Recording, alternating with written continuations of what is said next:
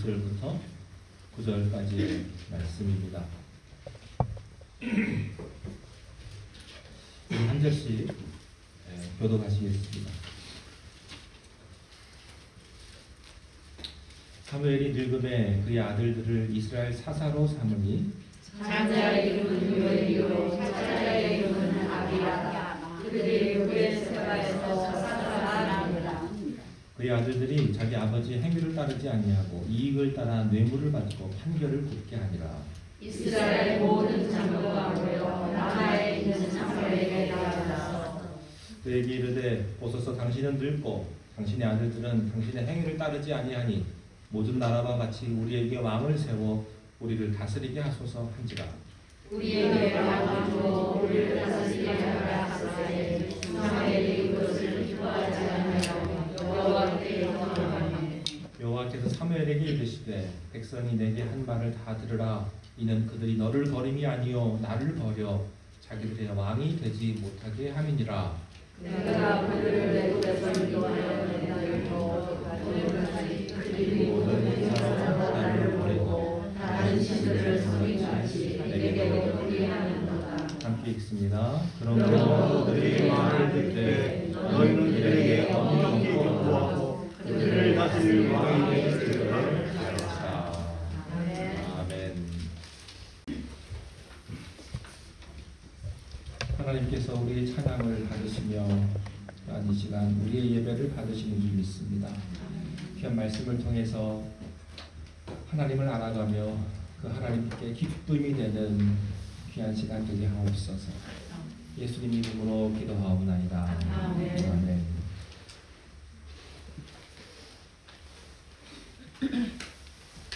오늘 본문 사무엘상 8장입니다.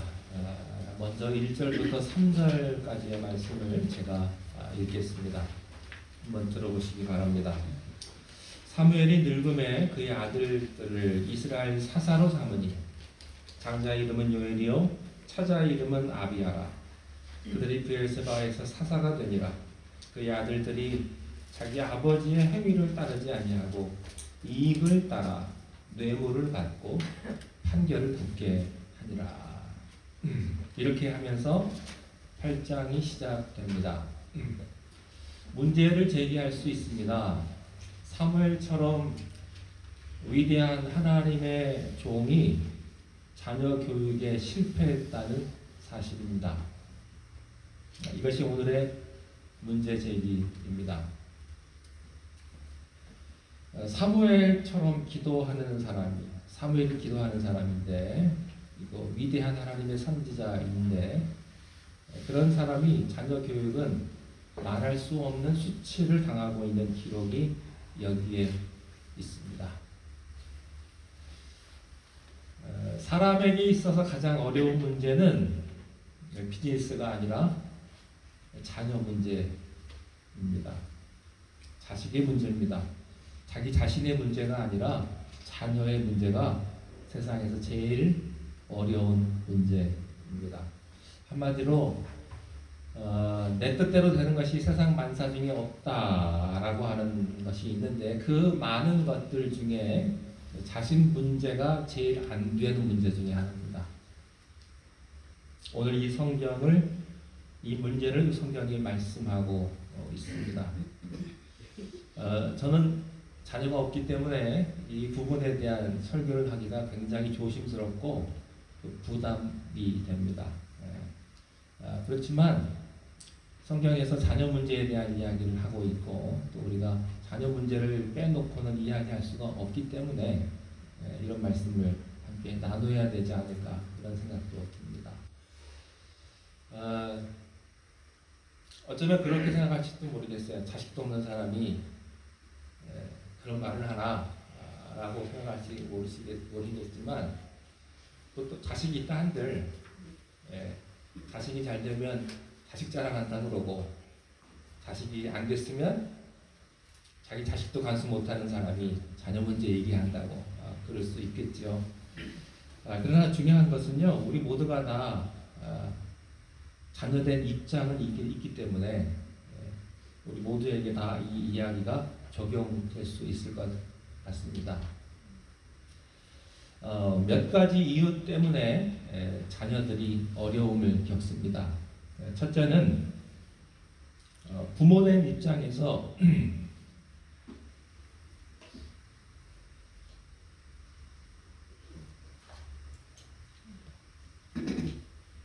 부모된 입장에서 자녀들에게 신경을 쓰지 않기 때문에 자녀들이 제 길로 가는 경우입니다. 두 번째는 자녀들에게 너무나 신경을 많이 썼기 때문에 문제가 생깁니다. 여기서 많이 쓴다는 이야기는 잘 썼으면 괜찮은데 너무나 잘못 썼기 때문에 오히려 자녀가 제 길로, 딴 길로 가는 경우를 보게 됩니다.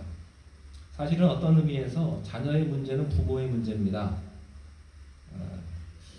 부모는 부모의 입장에서 왜 너는 그러냐, 왜 너는 그 모양이냐 라고 안타깝게 소리를 지르지만은 사실은 부모가 살아온 삶의 스타일을 자녀가 영향을 받는 것입니다. 폭력적인 가정에서 자란 아이는 어떤 경우에든 그 영향을 받게 됩니다. 가령 아버지가 어머니를 때린다든지 집에서 심하게 욕설을 한다든지 부모가 그러면 그게 좋은 방법이든 나쁜 방법이든 반드시 영향을 받게 되어 있습니다. 그런데 부모들은 나와 상관없이 자녀가 일방적으로 잘못됐다고 생각하기가 쉽습니다. 그렇지 않습니다. 자녀의 문제는 부모의 문제입니다. 문제 아이가 있는 것이 아니라 문제 부모가 있을 뿐입니다. 이 부모와 자녀와의 관계는 하나님과 이스라엘과의 관계와 같습니다. 그 관점에서 오늘 이 문제를 한번 생각해 보시기를 바랍니다. 부모와 자녀의 문제 네 가지 케이스를 생각해 볼 수가 있습니다. 첫 번째 케이스는 부모는 사무엘처럼 괜찮고 아주 훌륭한데 자식이 그렇지 못한 경우입니다. 두 번째는 부모는 객관적으로 부족한데 자녀는 훌륭한 경우입니다. 반대로. 세 번째는 부모도 훌륭하고 자녀도 훌륭한 경우입니다. 네 번째는 뭐겠습니까? 부모도 못됐고 자식도 못된 케이스입니다. 여러분은 어디에 속해 있는지 한번 자문해 보시기를 바랍니다. 부모와 자녀 관계에 있어서 가장 큰 문제는 자녀들에게 하나님 대신에 자기 자신을 강요했을 때 자녀는 문제가 됩니다. 두 번째, 부모된 입장에서 자녀에 대한 꿈과 또 소유욕을 버리지 못했을 때 자녀는 또 문제가 됩니다. 우리는 오늘 본문 들어가기 전에 이 문제를 먼저 기본적으로 생각을 하시면서 본문에 들어가려고 합니다. 종합해 보면 자녀는 내 것이 아니다라는 그 인식에서부터 시작되어야 합니다. 여러분, 내 자식이 아닙니다. 하나님의 자식입니다. 여러분에게 잠깐 맡겨주신 것뿐입니다. 그래서 어르신 말씀에 내 품 안의 자식이지 다 떠나게 되어 있습니다. 왜냐하면 여러분의 자녀가 아니기 때문에 그렇습니다. 그러므로 이 자식의 문제, 자식의 소유는 내 소유가 아니라 하나님의 소유이며 이 자식은 내 마음대로 하는 것이 자식이 아니라고 하는 신앙적 고백에서부터 자녀 교육이 시작이 되어야 합니다. 두 번째, 자녀 교육에 있어서 그러므로 내 것이 아니기 때문에 자녀에 대한 부모의 인간적인 이상을 포기해야 합니다. 그리고 자녀가 문제가 생겼을 때는 그 문제를 이상에서부터 해결하지 말고 현실에서부터 그 문제를 해결하면서 풀어가야 합니다. 그만큼 오랜 세월 동안 잘못됐다고 한다면 그만큼 오랜 세월 동안 잘 될 수 있도록, 다시 말하면 기회와 시간을 주어야 한다고 하는 말이죠. 사람은 갑자기 사람이 그렇게 확 바뀌지 않습니다. 예수 믿는 사람들의 착각 중에 하나는 여러분들이 은혜 받고 그날 가서 철야기도 한번 하면 세상이 다 바뀔 것으로 착각합니다. 그렇지 않습니다. 여러분이 자녀를 위해서 밤새고 기도했다고 해서 자녀가 갑자기 바뀌지 않습니다. 예수 믿고 구원받는 것은 한순간이지만 그 사람의 성품이 바뀌는 것은 일평생 걸리는 겁니다. 자녀 문제도 마찬가지입니다. 금방 바뀌어지지 않습니다.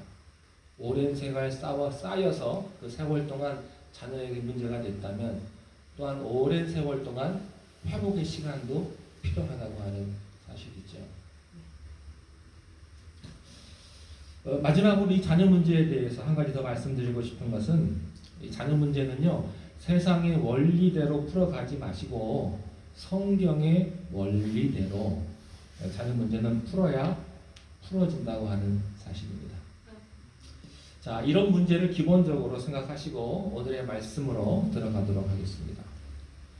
자, 사무엘에 두 아들이 있었습니다.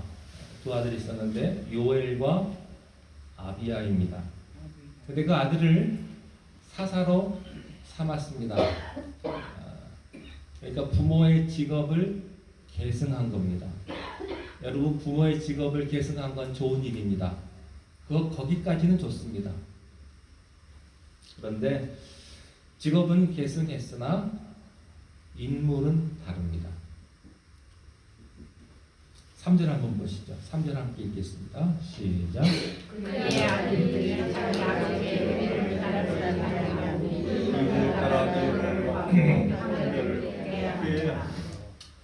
이 두 자식은요, 자기 아버지의 행위를 따르지 아니하였다고 말을 했습니다. 이 자녀들은 무엇을 따라? 이익을 따라 판결을 굽게 했다. 이것으로 보아서 이 자녀들은요, 굉장히 물질적인 사고 방식에 빠져 있었던 것 같습니다. 또 판결을 굽게 하는 것을 보면 아주 도덕성이 빈약한 그리고 굉장히 유치한 자기 주체성이 없는 그런 자녀라고 우리가 생각할 수가 있습니다.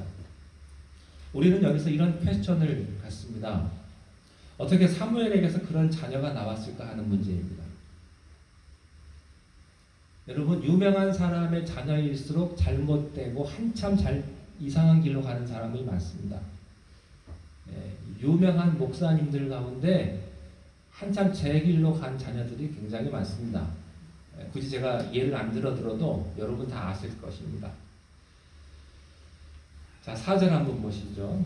4절 읽겠습니다. 시작. 이스라엘 모든 장로가 모여 라마에 있는 사무엘이 나아가서 사무엘에게 이렇게 항변을 합니다. 5절을 읽겠습니다. 시작. 그에게 이르되 소서 당신은 늙고 자신의 아들들은 당신의 행위를 따르지 않으니 모든 나라와 같이 우리에게 왕하셔서 우리를 다스리게 하소서 하소서. 아무리 사무엘이 위대했지만 어쨌든 자기 자식이 그렇게 된 것에는 변명할 여지가 없습니다. 이것은 좋은 일이 아닙니다. 아무리 사무엘이 위대하다 할지라도 이 부분에 있어서 사무엘의 허물을 인정할 수밖에 없습니다. 사랑하는 성도 여러분, 우리가 지켜야 할 것을 지키지 못하고 책임져야 할 것을 책임지지 못하면 반드시 위기가 온다고 하는 사실입니다. 이 자녀 교육을 잘못했다고 하는 것은 사무엘이 계승할 만한 영적 지도자가 없었다는 이야기고, 또 이 영적 빈곤과 자녀 교육의 실패는 급기야 이스라엘 사람들에게 절망적인 영적 상태로 몰고 들어간 것을 오늘 여기서 발견합니다. 다시 말하면 영적 빈곤과 또 영적인 그런 어떤 빈약 이런 것들을 틈타서 이스라엘 백성들은 하나님에게 왕을 달라고 부르짖기 시작을 한다는 것이죠. 이렇게 가정을 할 수가 있겠어요. 만약에 훌륭한 사람이 사무엘 그 다음에 나타났다면 이스라엘 백성들이 하나님에게 왕을 요구했을까? 물론 이건 일어나지 않은 가정이긴 합니다만 중요한 것은 여기에서부터 이 위기가 시작되었다고 하는 것이죠. 여러분, 가정의 위기나 교회의 위기는 뭐냐? 2세에 대한, 다음 세대에 대한 제대로 된 교육이 있지 않으면 문제가 됩니다. 사실 우리 교회도 이런 부분에서 위기입니다. 사실은 다음 세대의 이 영어권 문화를 이끌어갈 이 한국말을 잘 못하는 사람들이 우리 교회에 와서 예배 드릴 수가 없습니다. 현실은. 그게 문제죠. 이게 위기입니다. 위기. 교회가 언젠가는 저도 은퇴할 때가 있겠죠. 그러면 그 다음 사람이 누가 오느냐? 그것도 굉장히 중요한 문제입니다. 다음에 누가 바톤 터치를 하느냐? 거기에 따라서 교회의 그 미래와 교회의 비전이 걸려 있는 거죠. 가정도 마찬가지입니다. 여러분의 가정도 여러분이 아무리 잘나고 여러분이 아무리 똑똑하고 여러분이 아무리 믿음이 있어도 여러분의 자녀가 그렇지 못하면 그 가정의 미래는 어둡다는 사실이죠.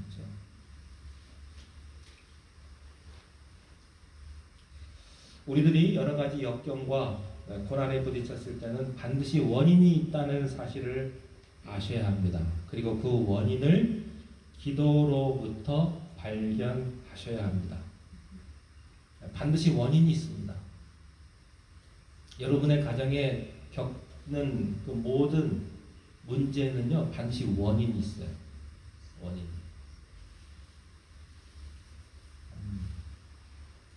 여러분의 아내가 왜 그렇게 심각하고 왜 이렇게 아파하는지에 대한 원인이 반드시 있습니다. 내가 잘해줬는데 그렇게 말할 수 있을지 모르겠습니다만 반드시 거기에는 뭔가 원인이 있다는 거예요. 여러분의 남편이 기운이 없고 여러분의 남편이 우울하는 경우에는 반드시 원인이 있다는 거예요. 여러분의 자녀도 마찬가지입니다. 자, 장로들이 사무엘에게 와서 이렇게 항변을 합니다. 당신은 늙었소. 당신은 늙었어. 이제 그만 은퇴하시오. 이런 말이죠. 당신은 두 번째, 당신의 아들들은 타락했어. 세 번째, 이 사람들은 이러한 결과로 하나님을 섬기기보다는 세상을 더 부러워하는 마음으로 떨어졌던 것입니다. 여러분, 믿음이 없으면 세상이 좋아 보입니다. 믿음이 없으면 교회 가는 것 재미없습니다. 세상 나가서 골프 치는 게 훨씬 재밌습니다. 믿음 없는 사람들은. 그런데 믿음 있는 사람들은요, 세상 나가서 누구랑 노는 것보다 교회 나와서 예배 드리는 게 더 즐겁습니다. 이게 차이점이에요. 여러분, 믿음이 없으면 세상이 더 좋아 보입니다. 기도를 하지 아니하면 세상 방법을 따라가게 되어 있습니다. 기도하면 하나님이 일이 생기고요. 기도하지 않으면 세상 일이 생깁니다. 이스라엘 백성들은 이러한 영적 빈곤 상태에서 그들은 오히려 주변에 있는 국가들의 정치 체제와 그런 왕정 제도와 그들의 모든 것들을 그들이 부러워하기 시작을 했던 것입니다. 마치 이것은 뭐와 같냐면 하늘의 신령한 보화를 가지고 있는 그리스도인들이 세상 사람 부자를 부러워하고 세상 사람 잘 사는 것을 침 흘리고 그리고 그들이 여러 가지 세상에서 뭐 옷도 사고 뭐 하고 이런 것들을 보면서 멀찍이서 부러워하는 것과 마찬가지 태도입니다. 여러분 혹시 세상 사람 보고 부러워하지 않습니까? 내가 왜 하필이면 이 시간에 교회 나와가지고 예배드리고 있나? 저희 갔으면 더 재밌는 게 있을 텐데 혹시 그런 마음은 없으십니까? 내가 주일 하루 쉬는데 좀 늦잠도 못 자고 왜 이렇게 나와야 되나? 그런 고민하고 있지 않습니까? 자, 그리고 네 번째 하나 더 있습니다. 이들이 이렇게 왕을 요구했던 데는 8장 20절을 한번 보시기 바랍니다. 8장 20절 함께 읽겠습니다. 시작. 우리도 다른 나라가 되어 우리의 왕이 우리를 살리며 우리 앞에 나가서 우리의 사업을 싸워야 하는 것입니다. 네, 그들이 왕을 요구했던 이유가 이런 것들이죠. 그러니까 군사적 지위의 필요성을 말했던 것입니다. 결론적으로 이런 거예요. 그러므로 우리는 하나님도 좋지만 왕을 주십시오. 하나님도 좋지만 실질적인 왕을 좀 주십시오. 하나님도 좋지만 나는 돈이 더 필요합니다. 하나님도 좋지만 나는 백이 더 필요하고 나는 권력이 필요하고 나는 높은 자리가 더 필요합니다. 이런 마음과 똑같은 겁니다. 하나님보다 더 원하는 것이 생겼습니다. 이스라엘 백성들에게. 그게 뭡니까? 왕입니다. 혹시 여러분 하나님보다 더 원하는 것이 있지 않습니까? 하나님도 좋지만 우선 내가 좀 돈도 좀 벌어야 되겠고, 하나님도 좋지만 우선 내 자녀가 좀 더 잘 지어야 되겠고, 하나님도 좋지만 우선 좀 내가 좀 쉬기도 하고 내가 좀 건강도 좀 해놓고 봐야 하나님 일할 거 아니요. 혹시 그런 마음 있지 않습니까? 이런 식으로 우리가 생각하지 않느냐는 것입니다. 하나님도 좋지만 내가 좀 내 시간도 좀 갖고 여유가 생기면 나중에 그때 가서 한번 봅시다. 지금은 좀 내가 좀 바빠가지고 no thank you. 혹시 그런 마음이 없지 않느냐 하는 겁니다. 여러분의 우선순위가 뭡니까? 하나님이십니까? 여러분의 우선순위가 돈을 버시는 겁니까? 여러분의 우선순위가 자녀입니까? 네. 그 우선순위가 뭐냐는 거예요. 여러분의 신앙은요, 그 우선순위가 뭐냐는 거예요. 그 우선순위가 하나님이냐, 아니냐 하는 거예요. 뭐 거창하게까지 갈 거 없습니다. 네. 바로 여기서 이렇게 적용해 볼 수가 있어요. 우리가 찬송할 때는요, 뭐 주 예수보다 더 귀한 것은 없네.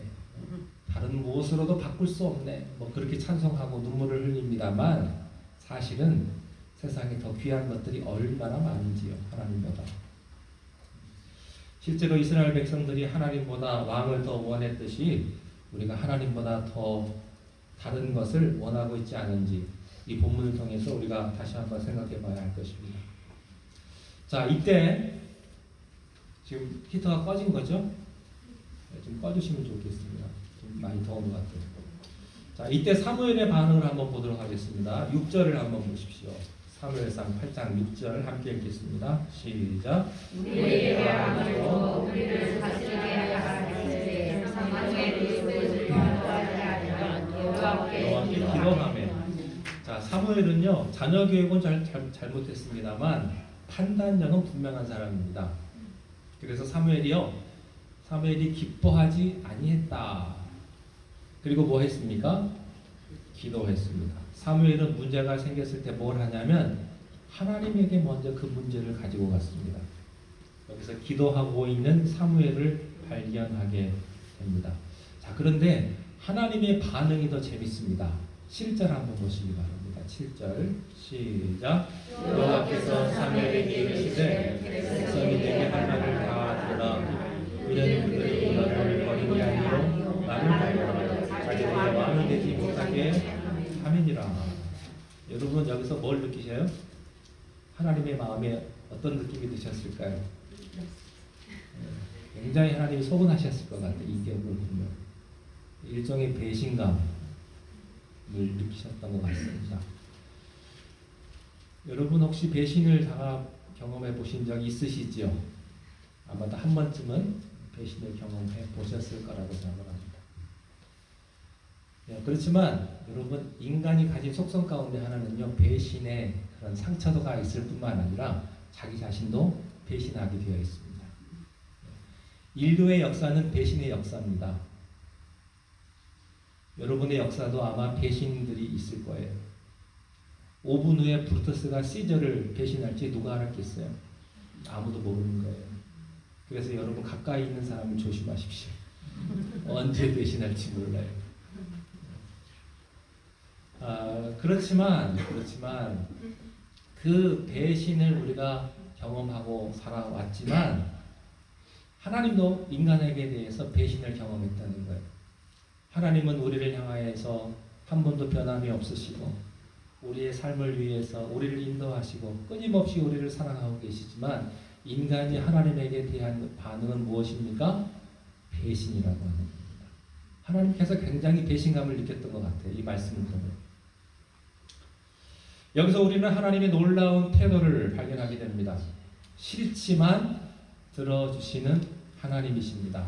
이걸 가리켜서 제한적 응답이라고 이야기를 합니다. 내가 원하는 것은 아니지만, 하나님이 원하는 것은 아니지만 조르기 때문에 때를 쓰니까 하나님께서 들어주시는 거예요. 때를 쓰니까. 그런데요, 그 결과는 비참합니다. 여러분, 너무 떼쓰는 기도하지 않게 되시기를 바랍니다. 아주 어떤 분들은요, 때를 쓰는 기도를 많이 하는데 이게 사실은요, 별로 좋은 기도가 아닙니다. 여러분, 아이는요, 엄마 뱃속에 얼마 동안 있어야 됩니까? 10달 동안 기다려야 됩니다. 근데 우리들은 어떻게 기도하냐면요, 주여 믿습니다. 나는 못 기다리겠습니다. 석 달 만에. 그리고 하나님한테 때를 씁니다. 하나님은 10달을 기다려야 건강한 아이, 복된 아이를 허락하실 텐데 우리는 그걸 못 기다리는 거예요. 왜? 지금 힘들고 견디기 어려우니까. 자꾸 하나님 앞에 때를 씁니다. 그러면 하나님이 오케이, 좋다. 주기는 주시는데 건강하지 못한 아이를 주시는 거예요. 때를 쓰면 하나님께서 들어주시기도 하지만 별로 기쁘지가 않습니다. 여러분, 때 쓰는 기도하지 마시고 하나님의 마음에 맞는 기도를 할 수 있게 되시기를 바랍니다. 내 뜻을 하나님 앞에 강요하지 마시고 하나님의 뜻을 받아들이십시오. 그러면 때 쓰는 기도할 게 없습니다. 그래서요, 여러분, 제가 여러분 기도하는 방법 하나 가르쳐 드릴게요. 기도하는 방법. 어떻게 기도하면 제일 좋은가? 기도하는 방법 중에 제일 좋은 건 뭐냐면요, 하나님 말씀을 의지하면서 그 말씀을 인용하면서 기도하는 게 제일 좋은 방법이에요. 그건 내 뜻이 아니거든요. 하나님의 뜻이거든요. 가령 이런 거예요. 하나님께서는 복 있는 사람은 악인의 길을 좇지 않고 죄인의 길에 서지 아니하며 오만한 자의 자리에 앉지 않는다고 말씀하지 않으셨습니까? 내가 복된 사람이 되게 해주시고 내가 시절을 따라서 많은 열매를 맺게 해주십시오. 내가 최선을 다하겠습니다. 하나님께서 많은 열매를 허락해 주십시오. 이렇게 하나님 말씀을 의지하면서 내가 기도하는 거예요. 그러면요, 하나님도 꼼짝 못하세요. 들어주실 수밖에 없다고요. 근데 우리는 자꾸 기도할 때 하나님의 말씀, 하나님의 생각, 하나님의 그 마음을 생각하지 않고 자기 욕심에서만 이야기하는 거예요. 근데 이렇게 또 기도하려니까 아는 성령이 있어야죠. 생각이 안 나. 기도하려고 그러면. 말씀도 중요한 거예요. 우리가 기도하기 위해서는. 우리가 때 쓰는 기도하지 말라고 그랬는데 좋은 의미에서 때 쓰는 것도 있어요. 모세와 바울처럼. 하나님이 너희 백성들 내가 다 멸하겠다 그러니까는 때를 쓰잖아요. 하나님 절대 못합니다. 차라리 나를 죽여주십시오 그러잖아요. 그런 좋은 기도도 있어요. 때를 쓰는 것도. 그렇지만 어떤 자기의 일을 진행하기 위해서 내 목표를 성취하기 위해서 억지로 기도한다면 하나님께서 들어주시기는 하지만 기쁘지가 않다는 것입니다. 그 이유는 그 이후의 결과를 하나님이 아시기 때문에 그렇습니다.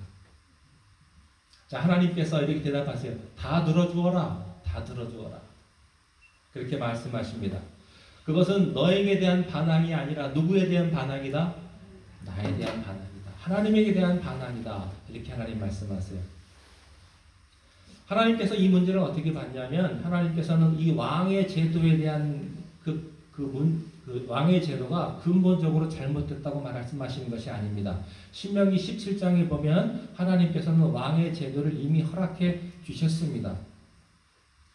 왕 제도 자체를 하나님께서 부인하는 것이 아니라 국가라고 하는 정치 그 제도 자체를 부인하는 것이 아니라 국가나 왕이 하나님보다 더 높아지는 것을 하나님이 염려했던 것입니다. 그리고 그 당시 상황에서 사람들의 마음이 하나님을 떠나서 하나의 인간이 보호받을 수 있는 그런 군사적인 체제, 정치적인 체제, 어떤 그런 모든 경제적인 체제를 원했던 그 불신앙에 하나님이 화가 나셨던 겁니다. 여러분이 아무리 성벽을 높이 쌓아도요, 그 성벽이 여러분을 보호할 수 없습니다. 만리장성을 아무리 쌓아도 외세의 침략을 막을 수는 없는 거예요. 여러분이 아무리 보호막을 치고 아무리 세상적인 것으로 막아도 그것들을 보호할 수 있는 길은요, 하나님 한 분밖에 없다는 거예요. 여러분의 생각처럼 그렇게 하나님은 힘이 없는 분이 아니십니다. 여러분을 진정으로 보호해 주실 수 있는 분은 하나님 한 분밖에 없다는 사실을 여러분이 꼭 기억할 수 있길 바랍니다. 근데 사람에게는요, 이런 게 있어요. 이 사람들이 지금 이스라엘 백성들이 사무엘에게 나아가서 지금 정중하게 이야기를 합니다. 우리가 다 좋은데 왕을 주십시오. 이런 말 속에는 뭐가 있냐면요, 이 사람들은 신앙적이지만 비신앙적인 거예요. 은혜로운 것 같지만 마귀적인 일을 하는 사람들이 참 많이 있습니다. 교회에서 그런 일들이 참 많습니다. 좋은 일 하자고, 하나님 일 하자고 교회에서 싸우는 것을 종종 보게 됩니다. 여러분, 교회에서 왜 싸웁니까? 왜 말다툼합니까? 하나님 일 하자고 싸우는 거예요. 하나님이 기뻐하실까요? 싸우려면 차라리 안 하는 게 낫지. 교회에서 식사하는데 어느 교회나 교회 먹는 거 가지고 문제가 많습니다. 어떤 분은 반찬 가지고 투정하는 분도 있고, 어떤 분은 밥이 왜 이렇게 됐냐, 썩었냐 이렇게 말하는 분도 있고, 그런 분들 많아요. 또 어떤 교회는요, 이런 교회도 봤어요. 교회를 처음 갔는데 누가 새치기 하더래요. 그래서 교회에서 새치기 하는 게 싫어가지고 교회 안 나오는 분도 있고, 왜 교회에서 새치기 하냐 이거예요. 여러분, 왜 싸워요? 교회에서 누구 좋은 일 하자고. 사람들은요, 하나님 일 하자고 성질을 부려요. 하나님 일 하자고 하면서 막 화를 내고 무리를 짓고 교회가 갈라지고 그렇습니다. 사실은요, 그들이 교회를 위한 것이 아니라 자기의 이권, 자기의 명예를 위했던 거죠. 겉으로는 신앙적입니다. 겉으로는 하나님을 위해서 한다고 말했습니다. 그러나 그 동기를 보면은 인간적인 것들이, 인간적인 이해관계가, 인간적인 자기 체면에 그 안에 숨어 있었는데 그거야 말할 수 없죠. 자기 속마음은 말할 수 없죠. 그저 거룩하게 싸울 뿐이죠. 겉으로만.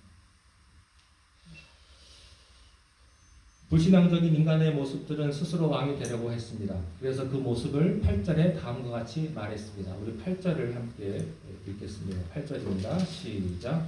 내가 그들을 거기서 인도하여 옛날부터 오늘까지 그들이 모든 행사로 나를 버리고 다른 신을 같이 내게도 그리 하는구나. 이게 한두 번 그런 것이 아닙니다. 하나님이 은혜를 주었건만 인간이 갚는 것은 이처럼 배신으로 갚는 것이 인간이었던 것을 성경에서 보여주고 있습니다. 여러분, 특별히 은혜 받은 분들을 조심하십시오. 특별히 은혜 받았다고 거룩한 척 하는 사람들을 조심하십시오. 여러분, 은혜 받았다고 말하는 사람은 헌신할 것 같죠? 그 사람 인격이 굉장히 훌륭한 것 같죠? 그렇지 않아요. 내가 은혜를 받아서 하나님 앞에 정말로 내 목숨 바쳐 헌신하겠습니다. 10번, 20번 이렇게 고백하지만 사실은 뒤로 가서 나중에 마음 변하는 사람 많이 봤습니다. 왠지 아세요? 인간이 그런 거예요. 사람이. 나는 죽어도 당신을 섬기겠습니다. 나는 죽어도 당신 곁에 있겠습니다. 라고 말하는 사람이요, 나중에 가면 딴소리 하는 사람이 더 많아요. 인간성 속에는 못된 그 쓴뿌리들이, 불신앙의 요소들이 잠재워져 있다고 하는 사실입니다. 우리는 이것을 인정하면서, 고백하면서 죄인된 모습으로 하나님 앞에 겸손히 서야 될 줄로 믿습니다. 여러분, 내가 아무리 하나님 앞에 충성한다고 해도요, 나중에 가면 어떻게 될지 몰라요. 나중에 가면. 그런 말 있잖아요. 충성도 하다가 말면 아부고, 아부도 계속하면 충성이라고. 저는 여러분, 하나님 앞에 겸손히 나아가서 내가 하나님을 죽을 때까지 잘 섬기기를 원합니다. 겸손하게 무릎 꿇고 그런 죄인된 모습으로 하나님 앞에 나아가는 여러분 되시기를 바랍니다. 기도하겠습니다.